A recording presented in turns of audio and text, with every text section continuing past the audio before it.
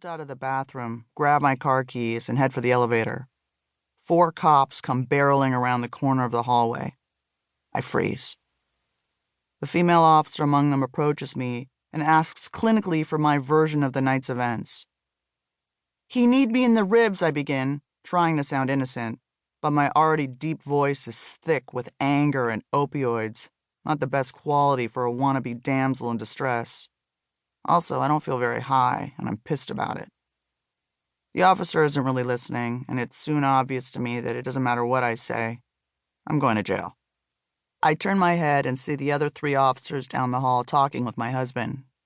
They are taking pictures of his neck and hands and writing things down. He holds up the knife I pulled.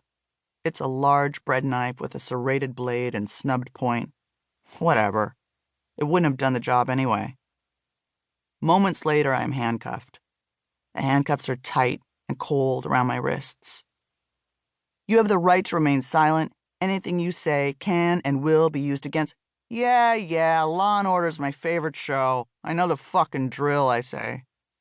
The Valium is starting to kick in and it's making me mouthy. I'm put in the back of a cop car.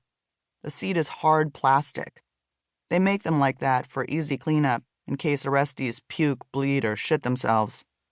I've never been in the back of a cop car. My bony ass is chafing on the rigid seat.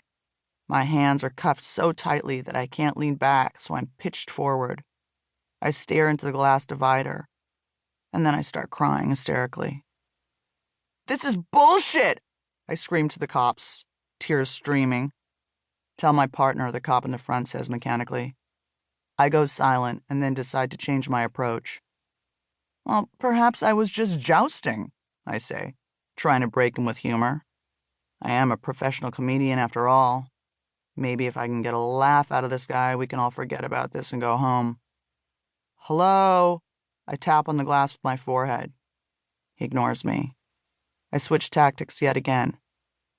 "Fucking shit! I can't believe this is happening. I'm a nice Jewish girl from Beverly Hills. I graduated magna cum laude." I shake my head violently. "I'm not a bad wife, I swear. I'm not crazy. I'm not a fucking criminal. And then my words are just swallowed up by sobbing. They take me to jail. It's all a bit fuzzy because of the Oxy and Valium.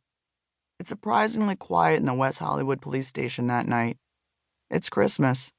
It looks like only assholes like me get arrested on Christmas. They take away my purse and shoes and give me some dirty tube socks with orange stripes to put on. My mugshot is taken, and I'm fingerprinted.